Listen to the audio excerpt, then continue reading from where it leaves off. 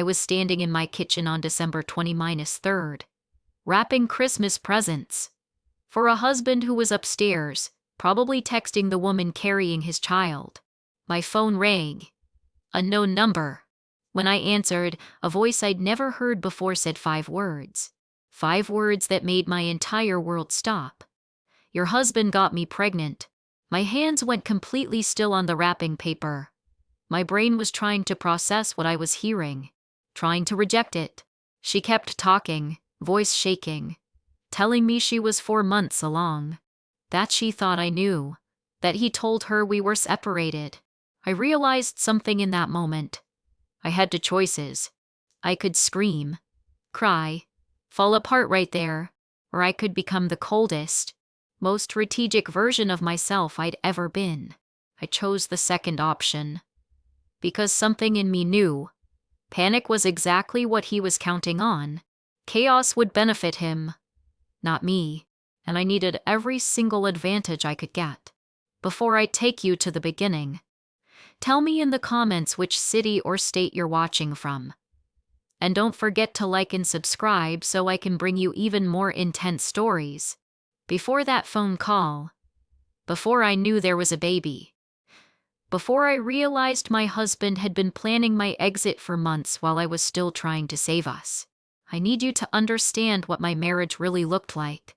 Because without that context, you won't get why every move I made after was designed to hurt him in ways he never saw coming. We'd been married for 7 years. For most of that time, I thought we were solid. Not perfect, but real. We had the house we'd bought together 5 years ago. 3 bedrooms in a decent neighborhood. We had the cars. Both paid off. Joint bank accounts. Shared credit cards. All the paperwork that ties 2 lives together. From the outside, everyone thought we had it figured out. His mom would hug me at family dinners, tell me I was the best thing that ever happened to her son. My friends would say they wanted what we had. Even my own parents seemed relieved that I'd found someone stable. But here's what nobody saw. What nobody could have seen unless they lived inside our house. Inside our bed. Inside the slow, quiet erosion of something that used to feel alive. For the last 1.5 years, maybe closer to 2 years, my husband had been pulling away from me. In ways that were too small to name, but too consistent to ignore. And the worst part? I noticed every single change. I felt every inch of distance. But I convinced myself I was imagining it. Because the alternative, admitting that something was fundamentally wrong, felt too big to handle. He stopped touching me first. That's where it started. No more hand on my back when we walked into restaurants. No more random kisses while I was cooking dinner. No more reaching for me in bed at night. That unconscious thing people do when they're still connected. Work stress. Exhaustion. Normal relationship evolution. And then he'd say the thing that became his favorite weapon. He'd tell me I was being too sensitive. That phrase.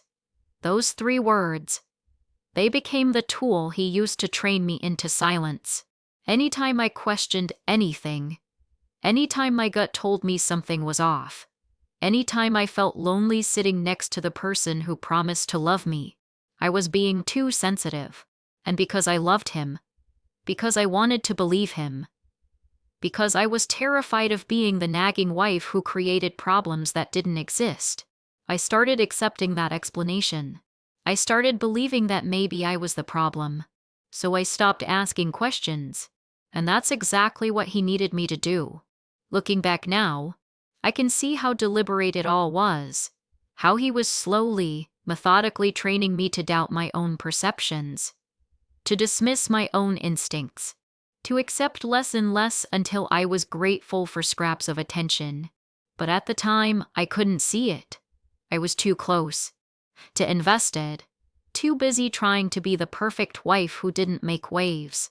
By the time December rolled around, I had become someone I didn't recognize.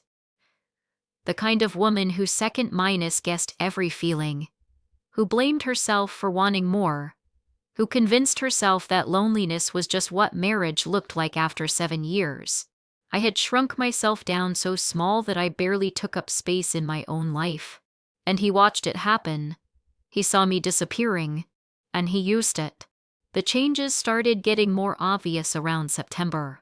That's when he started working late 3 or 4 nights a week, always with a reason that sounded legitimate, always with a project that couldn't wait, always with a deadline his boss was obsessing over. And I believed every word. Because the alternative, the thought that he might be lying to my face, felt impossible. This was my husband, the person I'd built a life with, the person who knew everything about me. Why would he lie? So I'd save him dinner every night, kiss him when he got home, smelling like cologne I didn't buy him, tell myself this was normal. This was what happened when people got comfortable. This was just a phase we'd work through. I didn't know he was washing her off before he walked through our front door. I didn't know I was kissing someone who just left another woman's bed. Then the small things started piling up. Things that didn't make sense if you actually looked at them. He changed his phone password one day in late September. I went to check the time on his phone like I'd done 1,000 times before. Suddenly the code didn't work. When I mentioned it later, casual, not accusatory, he said his company had implemented new security policies, that everyone had to update their device passwords. And I accepted that, because it sounded reasonable. It sounded logical. It sounded like something I should just believe. Except, 2 weeks later I was having lunch with a friend who worked at the same company. I mentioned the password thing, just making conversation. She looked at me confused, said there was no policy like that nothing had changed with their security protocols. I remember sitting there with my fork halfway to my mouth, thinking I must have misunderstood. He must have been talking about something else. Because the alternative, that he'd lied about something so small and specific, was too disturbing to consider. I didn't bring it up to him. I told myself I was being paranoid, that I was creating problems, that good wives don't interrogate their husbands over phone passwords. So I swallowed that doubt and added it to the growing pile of things I was ignoring. He started showering the second he walked in the door. Every single night, without exception, he'd come home, barely say hello, head straight upstairs to the bathroom. I'd hear the water running for 15, 20 minutes. When I asked him about it once, he said he felt gross from the office, from sitting in meetings all day, from the recycled air that dried out his skin. And that made sense. So I accepted it. But then one night in October, I was putting away laundry. I noticed his work clothes in the hamper. Dress, shirt, and slacks. They didn't smell like office. They didn't smell like that stale conference room smell he always complained about. They smelled like perfume. Floral and sweet. Definitely not mine. I stood there holding that shirt for a long time, my brain trying to find an innocent explanation. Maybe he hugged a coworker. Maybe someone bumped into him in an elevator. Maybe I was imagining it. So I put the shirt in the wash and never mentioned it. He bought new cologne around the same time.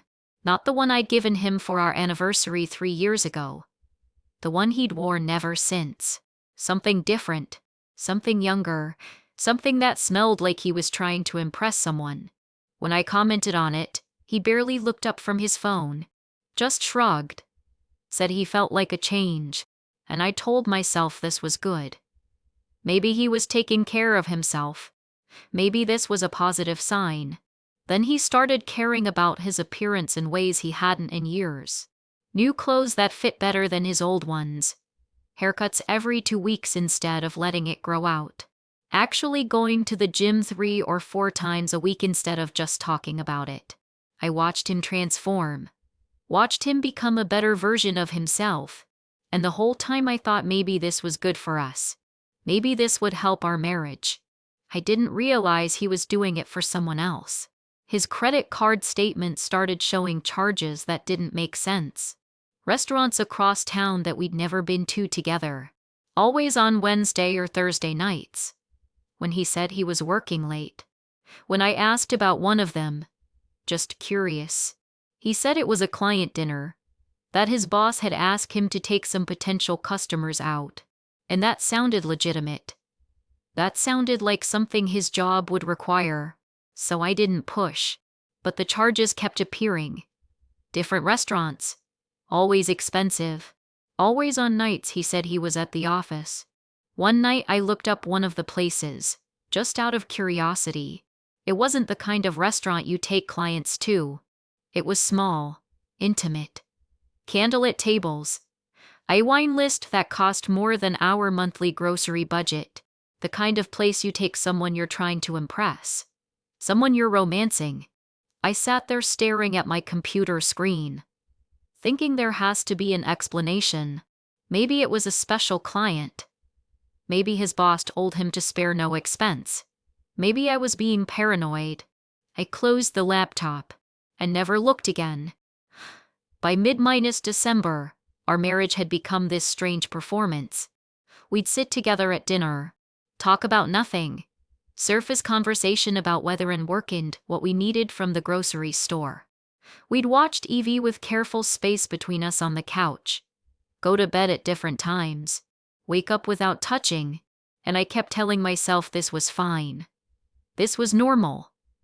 This was just what happened after 7 years of marriage. Everyone goes through phases.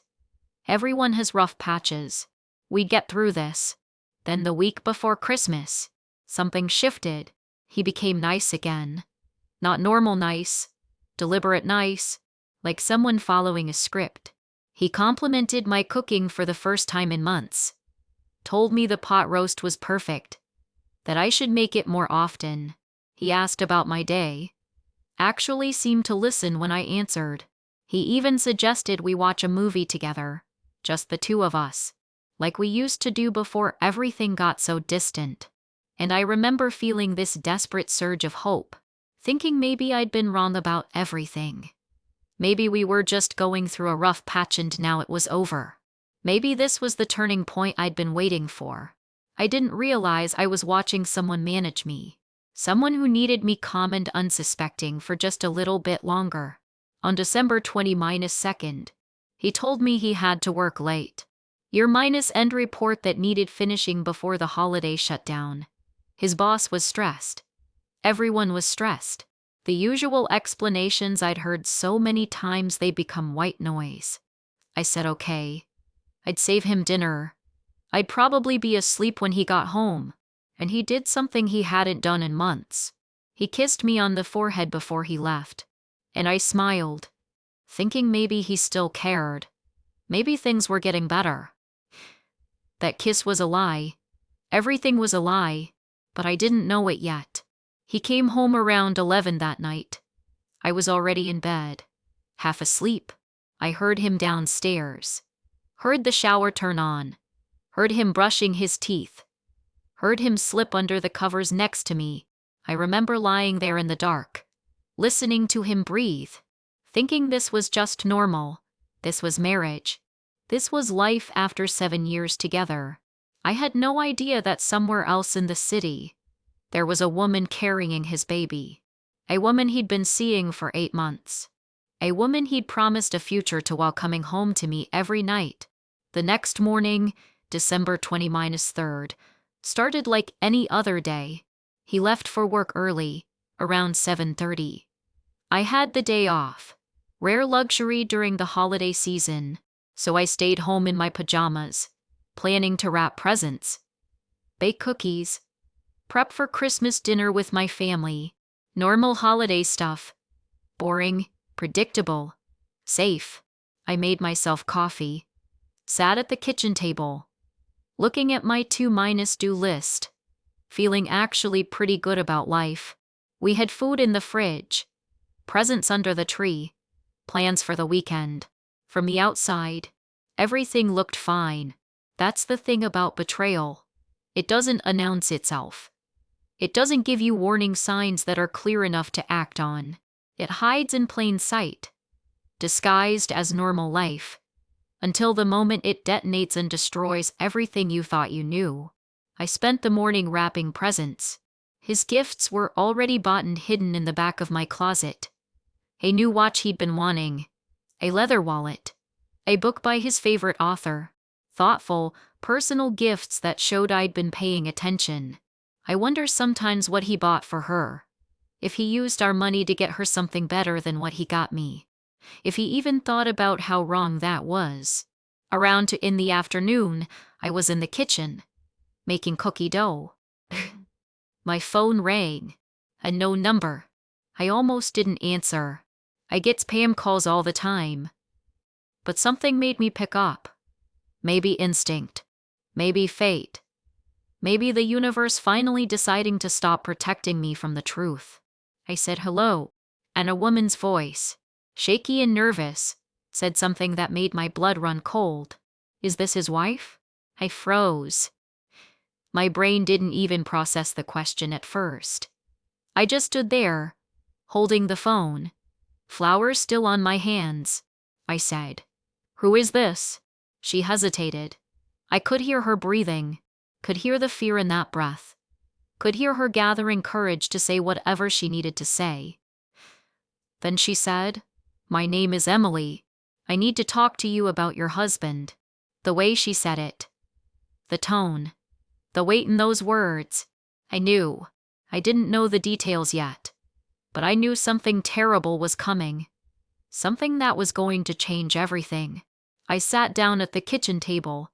My hands were shaking. I said, "Okay, talk." And that's when she told me she'd been seeing my husband for 8 months. They met at a work conference in April. He approached her at the hotel bar. They talked for hours. He was charming, seemed so genuine.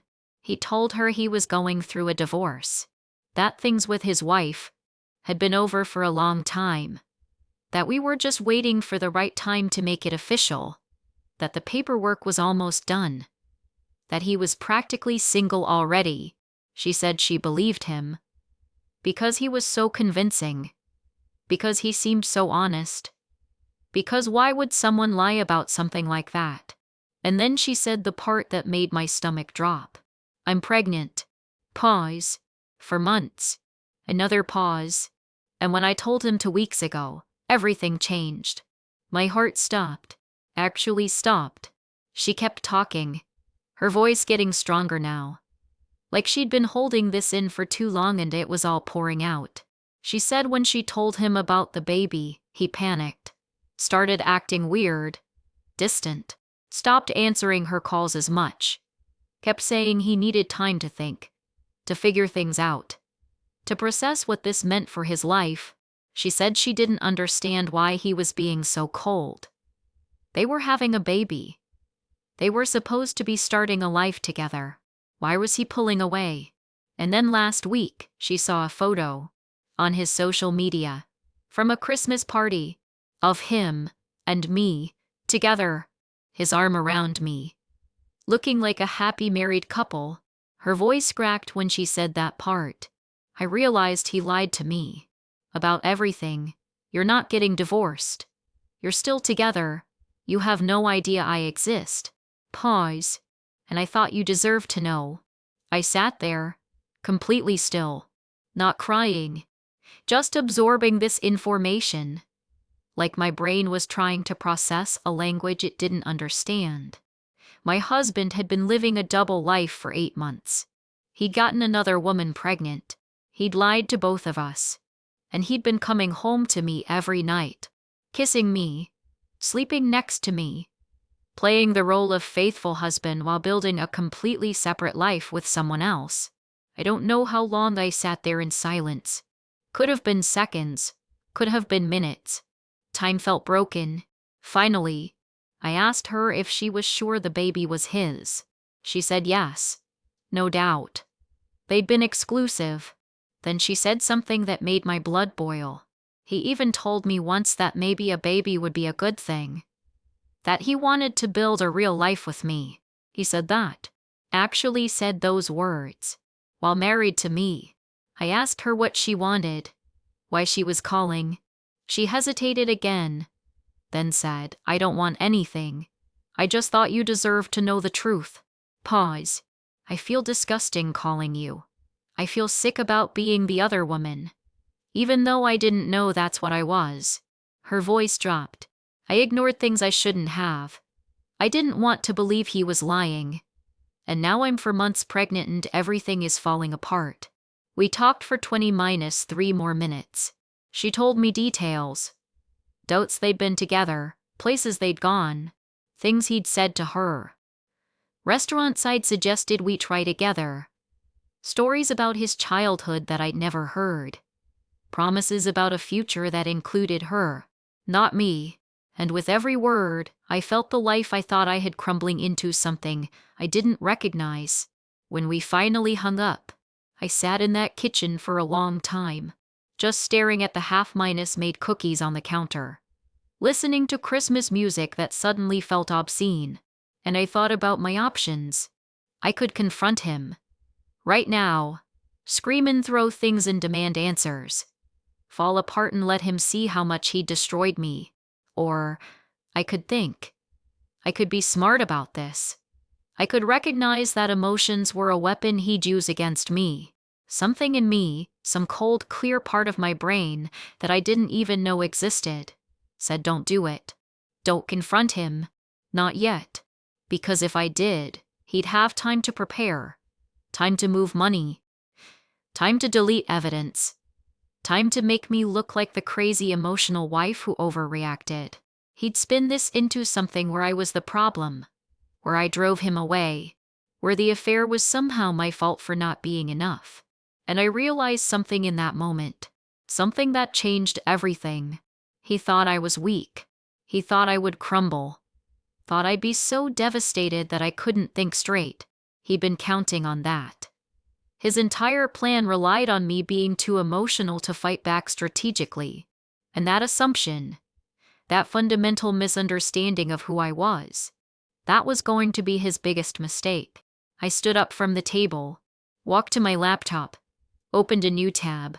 I didn't search for ways to save my marriage. Didn't look up couples therapy or how to rebuild trust.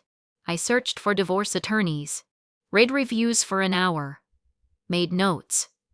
Created a list of the top 5 in my area. Then I sent professionally mails to all of them, brief, urgent, requesting consultations as soon as possible. 3 responded within 2 hours. 1 had an opening the day after Christmas. I took it. Then I went back to the kitchen and finished making the cookies. When my husband came home that night at 8:15, I was frosting sugar cookies shaped like Christmas trees. I had music playing. I was wearing the apron he'd bought me 2 years ago. I smiled at him, asked about his day, offered him a warm cookie. He kissed me on the cheek. Said something about being glad the holidays were finally here. About looking forward to a few days off. About how nice the house looked.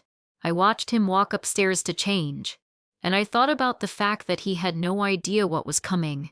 He thought he was in control. Thought he had all the time in the world to figure out his exit strategy. He thought I was too naive, too trusting, too in love to ever question him. That night I lay next to him in bed, listening to him breathe. I didn't cry, didn't fall apart, didn't mourn the marriage we'd lost. Instead, I started planning every single move, because confrontation would give him power.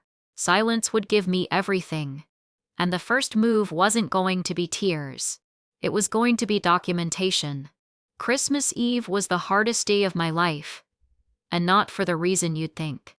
It wasn't hard because I was heartbroken.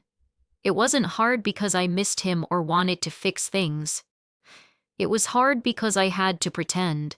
I had to sit across from him at his parents' house, smile at his jokes, act like everything was completely normal, while my brain was running through every possible scenario, every potential outcome, every strategic move I needed to make to ensure that when this was over, I would be the one standing, and he would be the one destroyed.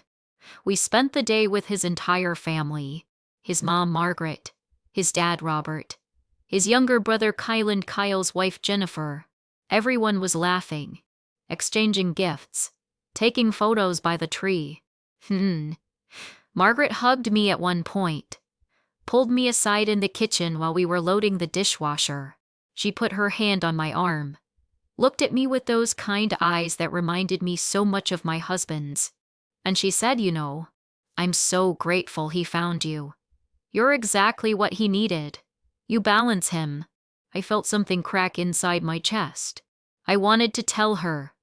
Wanted to scream that her perfect son was a liar, a cheater, a manipulator. But I didn't, because that wasn't part of the plan. So I just smiled. Thank you, Margaret. That means a lot. She hugged me, and I hugged her back, thinking about how this was probably the last Christmas Eve I'd ever spend in this house. We got home around 11:30 that night. My husband was tired, a little drunk from all the wine his dad kept pouring. He went straight to bed, didn't even brush his teeth, just stripped down and passed out on top of the covers. I stayed up, sat in the living room with my laptop, Christmas tree lights glowing in the corner, and I started doing real research, not just about divorce attorneys, about everything. I read every article I could find about divorce strategy, about protecting assets, about documenting evidence, about the difference between fault and no-fault divorce, about how adultery impacts settlements in our state, about what courts look for when dividing property. I made notes, downloaded PDFs. I labeled everything recipe collection so if he ever saw it, he wouldn't get suspicious. By 3 a.m, I had a working knowledge of divorce law that would have impressed most paralegals. Then I started going through our finances. We had 3 joint bank accounts. One for savings, one for discretionary spending. I logged into each one. Started taking screenshots. Every transaction going back to years. Every deposit. Every withdrawal. Every transfer. I created a spreadsheet. Categorized everything, looked for patterns, and that's when I found something that made my blood run cold. Over the last 8 months, starting in April, right around when Emily said they'd met, there had been cash withdrawals from our discretionary account, small amounts. $50 here, $70 minus $5 there, $100 occasionally. Never enough to be obvious if you weren't looking for it. But I was looking. I added them up. 8 months of withdrawals, sometimes 2 or 3 a week, $6,230. Over $6,000 in cash. That I never saw. That he never mentioned. That just disappeared from our joint account. I sat there staring at that number, my hands shaking, because I knew exactly what that money had been used for. Dates with her, hotel rooms, dinners, maybe even helping her with rent or bills once she got pregnant. He'd been funding his affair with our shared money. Money that I'd contributed to. Money that was supposed to be for us, for our life together. I screenshot every single transaction. Saved them in 3 different places. Cloud storage. External hard drive. Email to myself using an account he didn't know about. I wasn't taking any chances. Then I moved on to credit cards. We each had our own, but they were linked to the same account, so I could see his charges. I'd never bothered to look before, because I trusted him. Why wouldn't I? We were supposed to be partners. But now, knowing what to look for, the pattern became sickeningly obvious. Restaurants I'd never been to. Nice ones, expensive ones. Always during the week. Always during times when he said he was working late. There was a jewelry purchase in June for $340 minus $7. I never received jewelry in June. My birthday isn't until September. There were charges at hotels, not local ones. One's about an hour outside the city. 3 different occasions. To nights each time. While I thought he was on work trips, there were charges at a boutique clothing store. Women's sizes, not my size. There were charges at a spa. for a couple's massage and facial package. I wasn't there. I screenshot everything. Every charge that didn't make sense. Every lie he'd told that now had a paper trail. By the time I finally closed my laptop, it was almost 5 in the morning on Christmas Day. My eyes burned, but I had documentation. Evidence of an 8-month affair. Evidence of financial misconduct. Evidence of systematic deception. I went upstairs, looked at my husband, still passed out in bed, snoring softly, completely oblivious to the fact that his entire world was about to collapse. And I felt nothing. No love, no anger, no sadness. Just cold, focused determination. Christmas Day was another performance. Maybe the hardest one yet. My family came over for dinner around 3. My parents. My sister Emma and her husband David. My nephew Tyler. I'd spent all morning cooking. Prime rib. Mashed potatoes. Green beans. Homemade rolls. Apple pie from scratch. My husband played his part perfectly. He was helpful. Charming. He refilled drinks without being asked. Helped serve food. Made small talk with my dad about football. He complimented my cooking in front of everyone. Told my mom I was the best thing that ever happened to him. Put his arm around me when Emma took photos by the Christmas tree. I smiled in every single one of them. My mom pulled me aside while we were cleaning up after dinner. She was washing dishes. I was drying. She said, "He's such a good man. You two are so solid. It makes me so happy to see you this settled." I felt something twist in my stomach. My mom, who'd been there for every heartbreak, every disappointment. She had no idea that her daughter was living with a man who'd betrayed her in every possible way. And I couldn't tell her. Not yet. Because the second I told anyone, the secret would be out. And I needed control over when and how this information came to light. So I just dried the dishes. And said, "Thanks, Mom." After everyone left, around 9 that night, my husband and I sat on the couch together. The house was quiet. The Christmas tree lights were glowing. Everything looked peaceful. He put his arm around me. "Today was really nice." I agreed.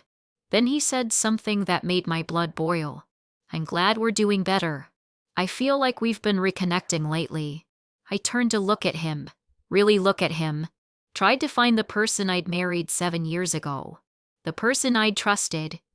The person I'd built a life with. He was gone. Or maybe he'd never existed in the first place. Maybe this was who he'd always been. And I'd just been too naive to see it. I said, "Me too." He kissed me on the forehead. I stayed on the couch for 2 more hours. Staring at nothing. Planning everything. The day after Christmas, December 20-6th, I received an email from Rebecca Chen, one of the divorce attorneys I contacted. She had an opening that afternoon if I wanted to come in for a consultation. I replied within 5 minutes. Absolutely yes. I told my husband I was meeting a friend for coffee. He barely looked up from his phone. Just said okay. Went back to scrolling through whatever he was looking at. Probably texting her. Probably figuring out how to manage his 2 separate lives now that the holidays were almost over. Rebecca's office was downtown, in one of those sleek glass buildings that screamed success. Her practice specialized in complex divorce cases, particularly ones involving infidelity and hidden assets. Perfect. She was probably mid-50s. Sharp eyes behind designer glasses. Handshake that felt like a promise. She led me into her office. Dark wood. Leather chairs. Floor to ceiling windows overlooking the city. Professional. Expensive. I sat down across from her desk. She said, "Tell me why you're here." And I did. I told her everything. About the phone call from Emily. About the pregnancy. About the 8 months of lies. About the money he'd been withdrawing. About the credit card charges. I showed her every screenshot I'd taken.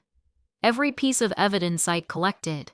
She went through them methodically, making notes on a yellow legal pad, asking questions, clarifying timeline details.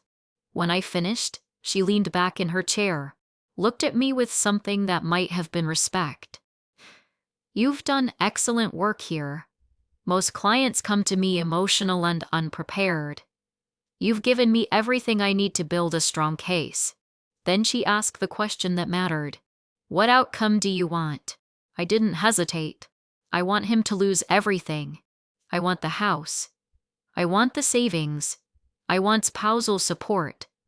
I want him to understand exactly what he threw away." Pause. "And I want him to never see it coming." Rebecca smiled. Not a warm smile, a strategic smile. "Then here's what we're going to do." She laid out the plan like a general preparing for battle. First rule: complete silence. No confrontation. No accusations. No emotional outbursts. The second he knew that I knew, he'd start protecting himself. He'd move money, delete messages, hire his own attorney, start building a defense. We needed him to think everything was fine for as long as possible. 2-3 weeks minimum. Second rule: she gave me a list of everything she needed. Bank statements, tax returns, property deeds, car titles, retirement account information, life insurance policies. Every piece of paper that proved what we owned together. And I needed to keep tracking his movements, his spending, his lies. The more evidence we had, the stronger our position. Third rule. And this was the one that made my stomach turn. I had to act normal. Not just normal. Loving. Like nothing had changed. Because any sudden shift in my behavior could alert him that something was wrong. Rebecca told me this was going to be the hardest part. Playing the role of devoted wife while building a case to destroy him. But it was necessary. We spent 2 hours going through strategy. She explained how divorce worked in our state, how assets would be divided, how spousal support was calculated, how adultery and financial misconduct would impact the settlement. She told me that with the evidence I had, particularly the proof of him spending marital assets on an affair, we had a very strong case for getting significantly more than 50-50. Maybe even 70-30 if we played it right. I left her office with a folder full of documents, a timeline of what needed to happen over the next few weeks, and a feeling of grim determination. This was happening. This was real, and there was no going back. When I got home, my husband was watching TV in the living room. He asked how coffee with my friend was. I said it was nice. He said cool. That was it. That was the extent of our conversation. I went upstairs, locked myself in the bathroom, and cried for the first time since the phone call. Not because I was sad, not because I still loved him, but because I was so angry I could barely breathe. Angry at him for doing this. Angry at myself for not seeing it sooner. Angry at the fact that I had to pretend for weeks that everything was fine while building a case to destroy the man I'd promised to love. But I wiped my face, fixed my makeup, went back downstairs. The performance had to continue. Over the next week, I became someone I didn't recognize. On December 20-7th, I initiated sex with him for the first time in 3 months. Not because I wanted to. God, the thought of touching him made my skin crawl. But Rebecca had warned me that any sudden change in our patterns could raise suspicion. We'd always had sex maybe once or twice a month, usually initiated by me. If I suddenly stopped, he might wonder why, so I forced myself to play the role. Afterward, lying in the dark next to him, listening to him fall asleep, I felt like I might throw up, but I didn't. I just lay there, staring at the ceiling, reminding myself that this was temporary. That in a few weeks, I would never have to touch him again. On December 20-8th, I went through his phone while he was in the shower. The text thread with Emily was still there, but the messages had taken on a different tone. She was getting anxious. asking when he was going to tell me about the baby, asking why he was being so distant, asking if he was having second thoughts. His responses were classic manipulation. I'm not having second thoughts. I love you. I'm just trying to figure out the right timing. She's been really emotional lately.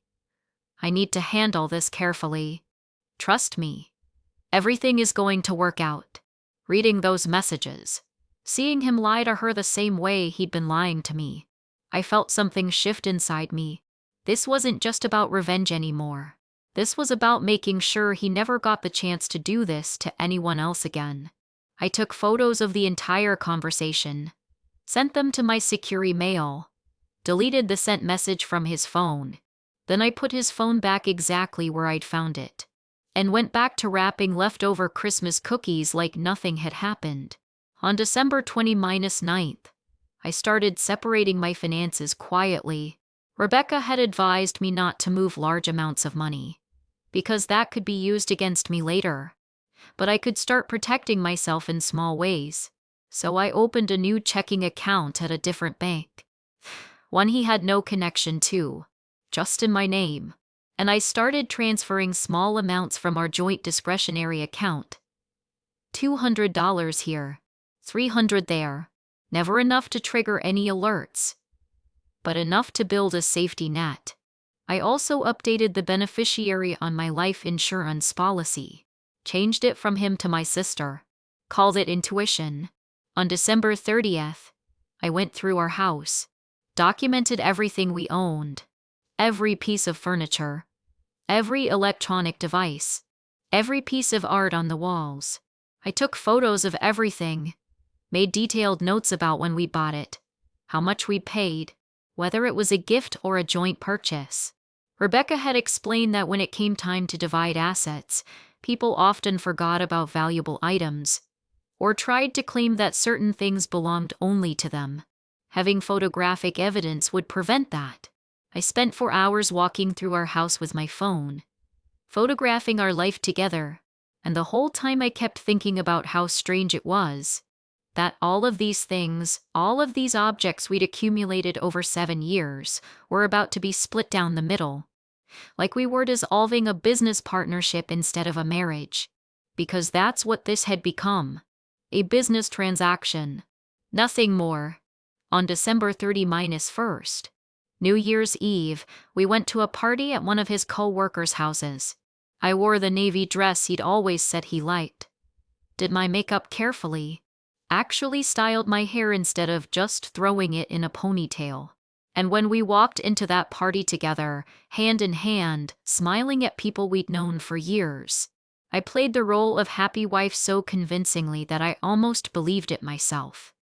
We drank champagne, made small talk, laughed at jokes that weren't funny, posed for photos with people whose names I'd probably never remember.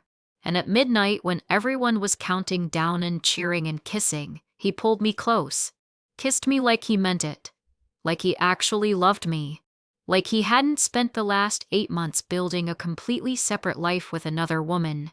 I kissed him back, and thought, this is the last New Year's Eve we'll ever spend together, and you have no idea it's coming. The next morning, January 1st, I woke up with a clarity I hadn't felt in months. This was the year I was taking my life back. This was the year he was going to pay for everything he'd done. This was the year I stopped being the victim and became the villain in his story.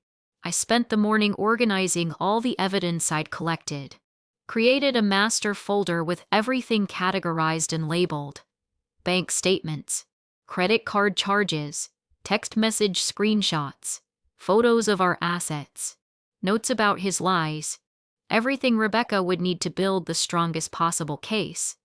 Then I sent it all to her encrypted email with a message. Ready when you are. She responded within an hour. Perfect. Let's meet tomorrow to finalize everything. We'll file by the end of the week.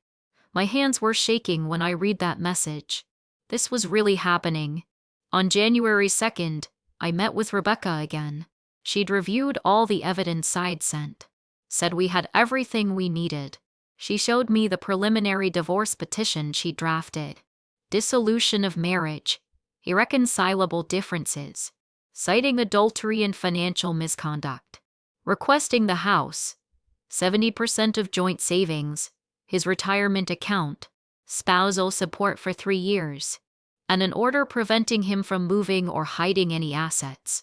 I read through it twice, my heart pounding. Then I signed every page. Rebecca told me the plan for serving him. We would file everything with the court on January 3rd. The judge would review the emergency motions that morning. Assuming they were approved, which Rebecca was confident they would be, a process server would deliver the divorce papers to my husband on January 5th. Friday. At his office, in the middle of the workday, in front of his colleagues. The timing was intentional, public, humiliating, impossible to ignore, and at the same time the papers were being served.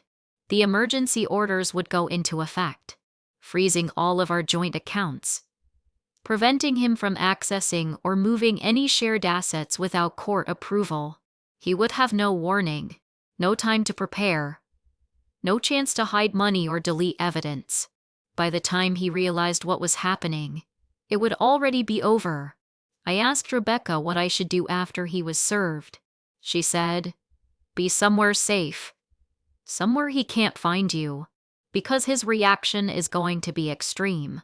So I made a reservation at a hotel across town, paid cash, packed a bag with everything I'd need for a week, hid it in the trunk of my car under a blanket. The next 3 days were the hardest yet. On January 3rd, he came home from work, said he had some exciting news. He'd been promoted.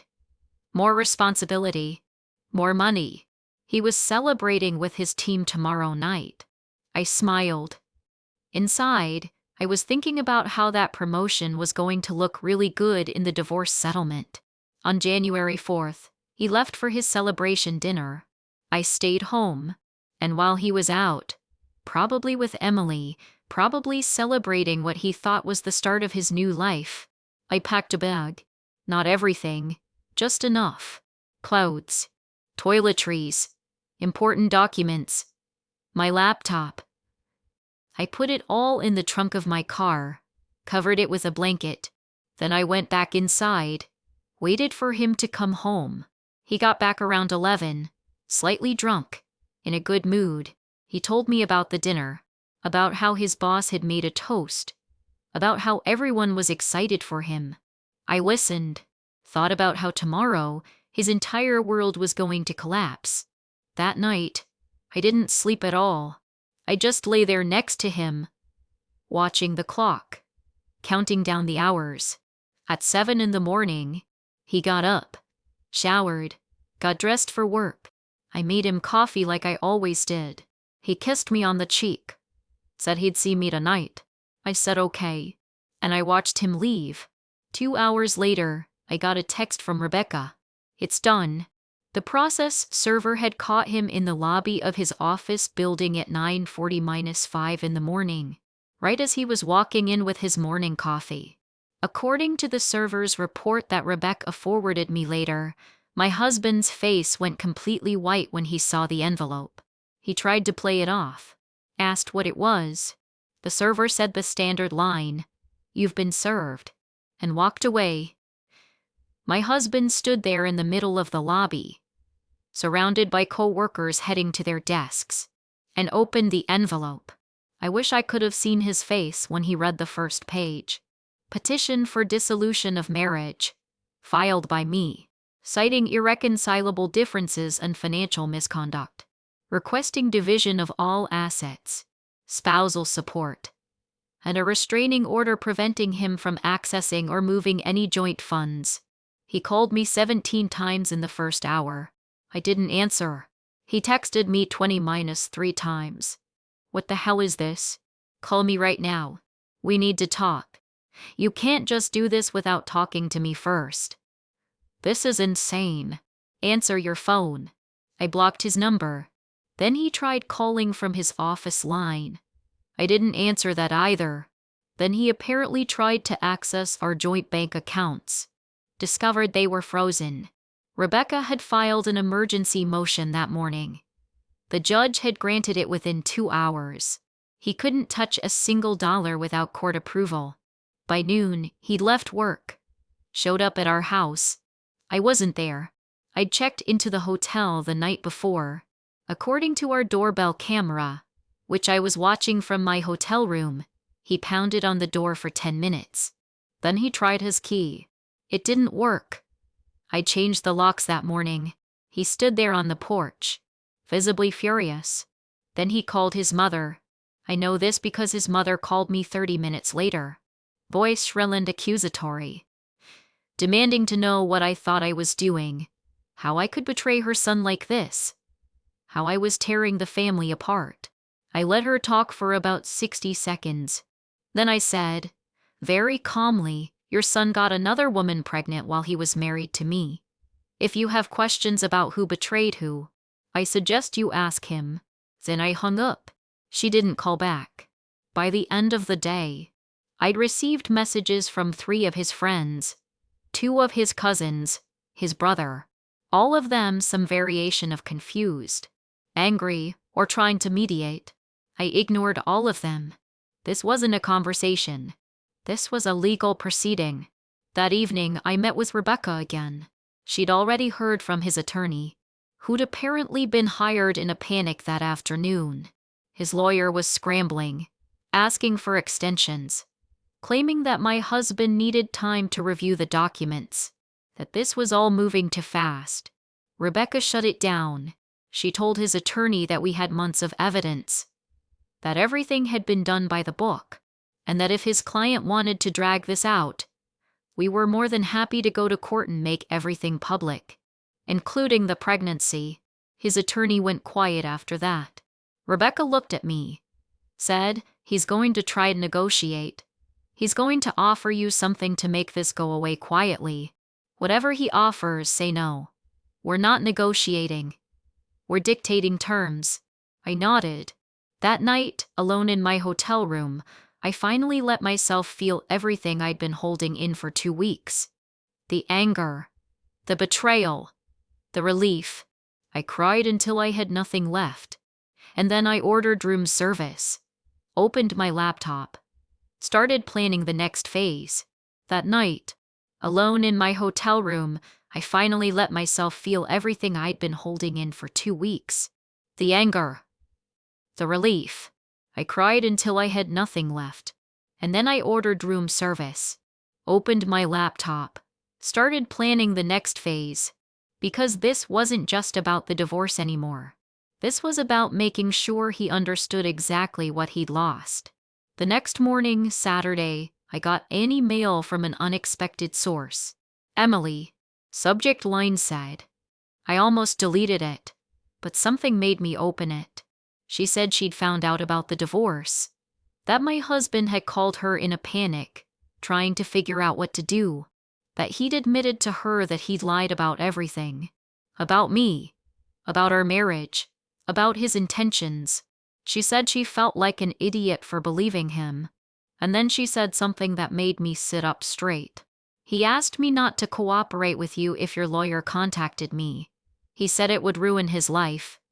But I think you deserve the truth. If you need me to testify or provide evidence, I will. I forwarded the email to Rebecca immediately. She called me 10 minutes later. I could hear the smile in her voice. This just became a lot easier. Over the next week, Rebecca coordinated with Emily's attorney, who she'd apparently hired after realizing my husband had been lying to her too. Emily provided a sworn statement, detailing the timeline of their relationship, the promises he'd made, the money he'd spent on her, the pregnancy. She also provided text messages, lots of them, including one where my husband had explicitly told her that he was planning to divorce me once the timing was right, that he'd been setting things up financially so that I wouldn't take everything. That message alone was gold. It proved intent. It proved planning. It proved that he'd been actively trying to hide assets and manipulate the situation in his favor. Rebecca filed a motion to include all of this evidence in the proceedings. His attorney tried to block it, claiming it was irrelevant and prejudicial. The judge disagreed. By the end of January, we were in mediation. My husband sat across from me in a conference room, looking like he hadn't slept in days. His attorney did most of the talking, offered a settlement. 50-50 split of assets. No spousal support. Clean break. Rebecca didn't even let me respond. She said no. Then she laid out our counteroffer. I would get the house. I would get 70% of our joint savings. I would get his retirement account. I would get spousal support for 3 years. And he would be responsible for half of any child support he owed to Emily. His attorney started to argue, but Rebecca cut him off. She said if he didn't accept, we'd go to trial, and she'd make sure every detail of his affair became part of the public record. Every lie he told, every dollar he spent on his mistress. She said his employer would be notified. His family would be notified. His friends would be notified. She said we would make sure everyone knew exactly who he was. My husband looked at me for the first time since we'd sat down. His face was pale. His jaw was tight. He looked like he wanted to say something, but he didn't. His attorney asked for a recess. They left the room. Rebecca looked at me, said, "He's going to take it." She was right. 30 minutes later, they came back. His attorney said they agreed to the terms. Rebecca slid the settlement agreement across the table. My husband signed it without looking at me. And just like that, it was over. The divorce was finalized on March 15th. Exactly 11 weeks after I received that phone call on December 20-3rd. When I walked out of the courthouse that day, I felt something I hadn't felt in a long time.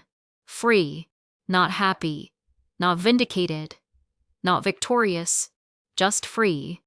The house was mine. The savings were mine. The future was mine. And my ex-husband, the man who thought he could quietly dismantle our life while I sat there oblivious and compliant, was left with almost nothing. He got his car. He got 30% of the savings, which after legal fees and debt repayment barely covered a security deposit on an apartment. He got his clothes and his personal belongings, and he got the knowledge that every month for the next 3 years, he'd be writing me a check for spousal support. Oh, and he also got a baby on the way with a woman who now openly resented him for lying to her too. Emily gave birth in April. A boy. She sent me a photo, which I thought was strange at first. But then I realized she was doing it as a courtesy. Proof that the child existed. Proof that my ex-husband's consequences were real and ongoing. I didn't respond, but I appreciated the gesture. From what I heard through mutual acquaintances, my ex-husband's life imploded pretty spectacularly after the divorce. His promotion at work got quietly rescinded once HR found out about the affair and the circumstances around it. Apparently having a very public, very messy divorce that involves a pregnant mistress is not great for someone in a leadership position. He moved into a small apartment across town, started paying child support to Emily, started paying spousal support to me, and from what I could tell based on his rapidly declining social media presence, started realizing that the grass was not. His family stopped talking to him for a while. His mom, the one who'd called me screaming, apparently had a come Jesus moment when she found out the full story. She sent me a handwritten apology letter in May. I didn't respond to that either. Some bridges should stay that way. As for me, I took a few months to just exist. I didn't date. I didn't go out much. I just focused on turning the house into mine instead of ours. I repainted the bedroom, got rid of all his furniture, redecorated the living room, planted a garden in the backyard. I erased him, and slowly, week by week, I started to feel like myself again. By summer, I was doing better than I'd been in years. I got a promotion at work, reconnected with friends I'd lost touch with during the marriage. I traveled, took a pottery class, read books, Did all the things I'd stopped doing because I'd been too busy trying to fix a marriage that was already dead. People ask me sometimes if I regret how I handled it, if I think I should have confronted him first, if I think I was too cold or decalculated. And my answer is always the same. No, because the version of me that would have confronted him, that would have cried and begged and asked why I wasn't enough, that would have given him the chance to manipulate me one more time. That version of me would have lost everything. But the version of me that stayed silent, that gathered evidence, that played the long game, that version of me won. Not because I wanted revenge for the sake of revenge, but because I refused to let someone who betrayed me also rob me of my future. He made a choice when he decided to cheat, when he decided to plan his exit while I was still trying to save us. And I made a choice when I decided not to let him win. But here's what nobody tells you about winning. It doesn't feel the way you think it will. There's no moment of triumph, no sense of justice being served, no feeling of satisfaction. There's just quiet, and the slow realization that you survived something that was designed to break you. And that's enough. The last time I saw him was in October, almost a year after that phone call. We ran into each other at a coffee shop, completely by accident. I was in line waiting to order. He walked in, saw me. It was awkward. The kind of awkward that makes your skin prickle. He looked tired, older, like the last 10 months had aged him 5 years. He walked over, hesitated, then asked how I was doing. I said I was great, and I meant it. He nodded, said he was glad. Then he hesitated again, like he wanted to say something else but couldn't find the words. So I said it for him. You thought I wouldn't fight back. He looked at me, surprised. I continued. You thought I'd be too emotional, too broken, too weak to think clearly. You thought you could manage me right up until you were ready to leave. And I'd just accept it. He didn't say anything. But I wasn't weak. I was strategic. And that's why you lost everything. I picked up my coffee, turned to leave. But then I stopped. Looked back at him one more time. You know what the saddest part is? I would have forgiven a lot. If you'd just been honest. If you'd just told me you weren't happy. If you'd just given me the chance to walk away with my dignity. Pause. But you didn't. You chose to lie, to manipulate, to treat me like I was too stupid to figure it out. Another pause. And that's what I can never forgive. I walked out, never saw him again. And honestly, I hope I never do. Because that chapter of my life is over. The version of me that loved him, that trusted him, that would have done anything to make him happy. She's gone. She died the moment I answered that phone call on December 20-3rd. And in her place is someone stronger. Someone smarter. Someone who knows her worth and refuses to settle for anything less. Someone who learned that the best revenge isn't screaming or crying or making a scene. It's winning. And I won. Not just the house or the money or the settlement. I won my life back. And that's worth more than anything he could have ever given me. So if you're watching this and you're in a situation where someone is lying to you, manipulating you, making you feel like you're crazy for noticing that something's wrong, I want you to hear this. Trust your gut. Document everything. Stay silent until you're ready to strike. And when you do strike, make it count. Because people who betray you are counting on you being too hurt to think straight. Prove them wrong. Take everything they thought they'd keep. And walk away knowing that you didn't just survive. You won. Now I want to tell you something else. Something I haven't told anyone before. About 6 months after the divorce was finalized, I got another email. Not from Emily this time. From someone I'd never heard of. Her name was Sarah. And she said she'd been seeing my ex-husband. Before Emily. Before me. She said they'd dated for 2 years. That he'd promised to marry her. That he'd told her she was the one. And then one day, he just disappeared. Blocked her number. Blocked her on social media. Vanished. She said she found out later that he'd gotten engaged to someone else. To me, she said she'd been devastated, thought she'd done something wrong, spent months trying to figure out what she could have done differently, and then she saw the news about our divorce, read the details that had become public record, and she realized it was never about her. It was never about me. It was never about Emily. It was about him. He was the kind of person who built relationships like they were temporary, who made promises he never intended to keep, who saw people as things to be used and discarded when they were no longer convenient. Sarah said she wanted to thank me for exposing him, for making sure his pattern was documented, for possibly saving the next woman from going through what we went through. I wrote her back, told her I was sorry for what he'd done to her, that she deserved better, that we all did, and that maybe, just maybe, by sharing our stories, by refusing to stay silent, we could make sure he never got the chance to do this again. She agreed.